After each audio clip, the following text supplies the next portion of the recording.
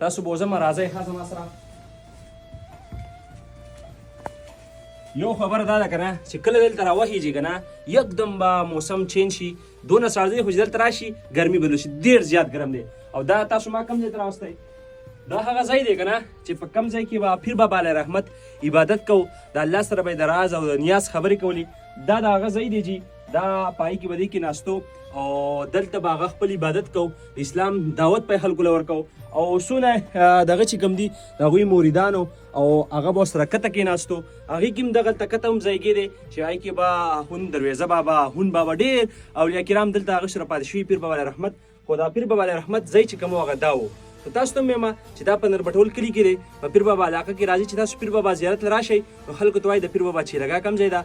د پیر بابا زیارت نه تقریبا نیمه ګنټه په فاصله کې چې تاسو دلته راشئ نو هغه ځای به پخپله وینئ. دا یو غار دی، پای کې به هغه عبادت کوو. او دلته ډېر زایرین چې کوم دي راځي، زموږ پښتانه ورته معلوم نه دی، خو دا زموږ د هغې بزرګانو نیکانو خلکو ځایونه دي. دا د برکت دپاره هغې خلکو دلته عبادت کړی دی، اسلام دعوت یې ورکړی دی. نن چې په دې علاقه ته د اسلام د مسلمانان ویني دا دې خلکو برکات وو. نو موږ له پکار دي چې د خپل دغسې د اولیاء کرامو د هغوی دغه کو احترام کوو، د هغوی هغې ځایګونو ته ځو ځکه چې په دې کې الله تعالی په دې ځای کې برکات دي چې هغه برکات الله تعالی موږ ته هم نصیب کړي او د اسلام او د دین د دعوت کار وکړو. دا هغه ځای دی. ډېره مهرباني.